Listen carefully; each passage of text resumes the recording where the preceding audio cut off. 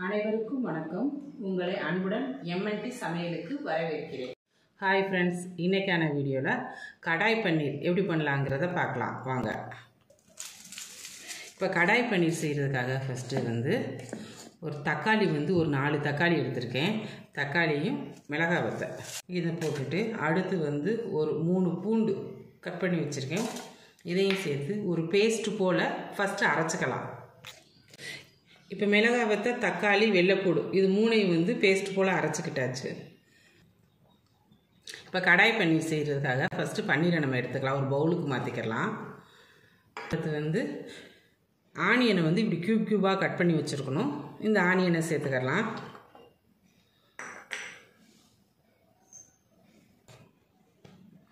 இப்போ மல்லித்தூள் கொஞ்சமாக சேர்த்துக்கலாம்.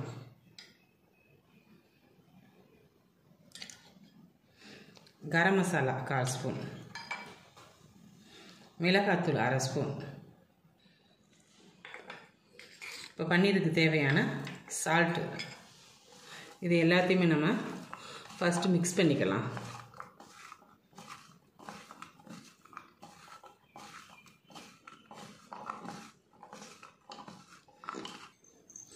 இப்போ எல்லாத்தையுமே இப்படி மிக்ஸ் பண்ணிவிட்டு இதை எண்ணெயில் ரோஸ்ட் பண்ணிக்கலாம்.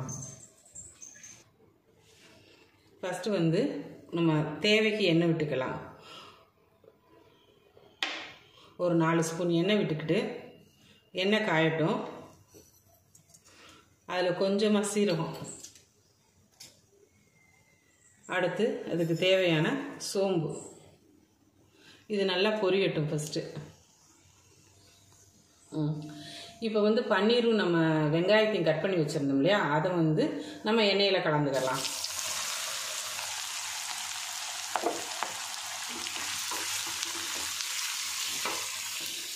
உடையாமல் அப்படியே நம்ம கலந்து விடணும் லேசாக.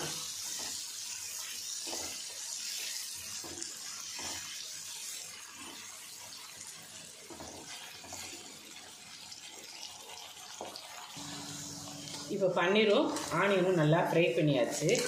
இது அப்படியே எண்ணெய் எல்லாத்தையுமே இப்படி வடிகட்டிட்டு ஒரு பவுலுக்கு மாற்றிக்கலாம்.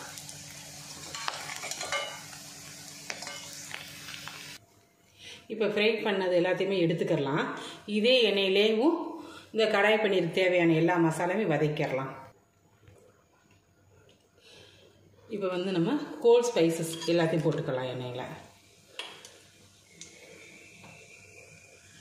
போட்டுட்டு லைட்டாக அப்படி கிளறி விட்டுட்டு இதுக்கு அடுத்து நம்ம ஆனியனை சேர்த்துக்கலாம். 2 பெரிய பெரிய ஆனியன் பொடிசு பொடிசாக கட் பண்ணி வச்சுட்டு இது சேர்த்துக்கலாம்.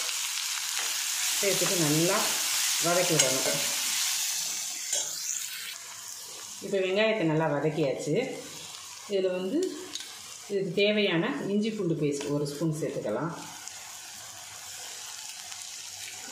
அடுத்து இஞ்சி பூண்டு ஒட்டாமல் இருக்குங்கிறதுக்காக இந்த மசாலாவுக்கு தேவையான உப்பு போட்டுக்கலாம்.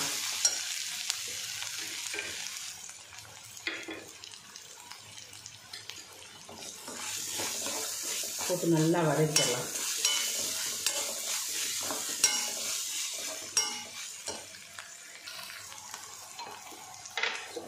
இப்போ வெங்காயம்லாம் நல்லா வதங்க ஆரம்பிச்சிருச்சு. இப்போ நம்ம தக்காளி, வெள்ளைப்பூடு, மிளகாய் வத்தல் எல்லாமே அரைச்சி வச்சுருந்தோம் இல்லையா, அந்த பேஸ்ட்டை சேர்த்துக்கலாம். தண்ணி ஊற்றாமத்தே அரைக்கணும் தக்காளி, மிளகாய் வத்தல், வெள்ளைப்பூடை. இப்போ இது போட்டோன்னே கொஞ்சம் தெரிக்கும். அதை நம்ம பார்த்து செய்யணும்.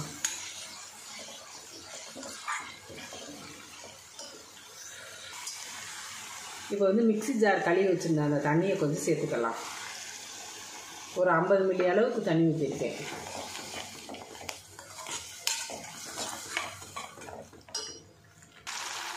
இப்போ நல்லா மசாலா இப்படி எண்ணெயெல்லாம் பிரிய ஆரம்பிச்சிருச்சு.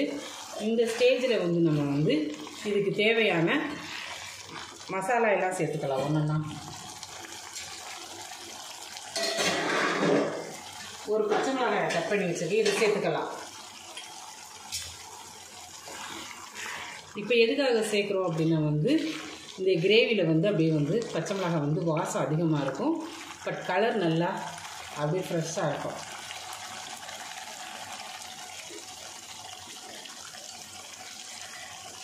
கடாய் பன்னீருக்கு தேவையான மசாலா பொடி சேர்த்துக்கலாம். ஃபஸ்ட்டு மிளகாத்தூள், கரம் மசாலா,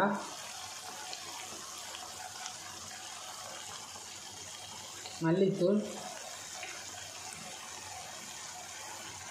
சீரகத்தூள், இதில் எல்லாத்தையுமே சேர்த்து நல்லா கலந்து விட்டுக்கலாம்.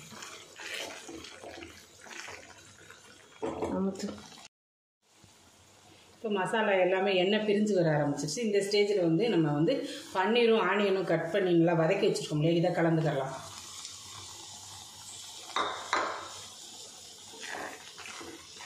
எல்லாத்தையுமே ஒன்றா கலந்து விட்டுக்கலாம்.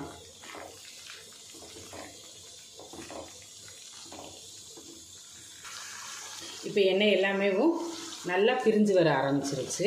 இந்த ஸ்டேஜில் வந்து நம்ம கொஞ்சமாக மல்லித்தழை சேர்த்துக்கலாம்.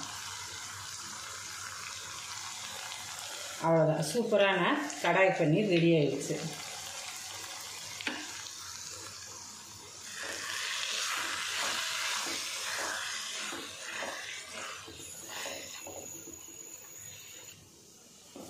சூப்பரான சுவையான கடாய் பன்னீர் ரெடி ஆயிடுச்சு. நீங்கள் இதை வீட்டில் செய்து பார்த்துட்டு எப்படி இருக்குது அப்படிங்கிறத கமெண்ட் பண்ணுங்கள். உங்களுக்கு இந்த வீடியோ பிடிச்சிருந்துச்சு அப்படின்னா லைக் பண்ணுங்கள், ஷேர் பண்ணுங்கள், மறக்காமல் சப்ஸ்கிரைப் பண்ணுங்கள். நன்றி, வணக்கம்.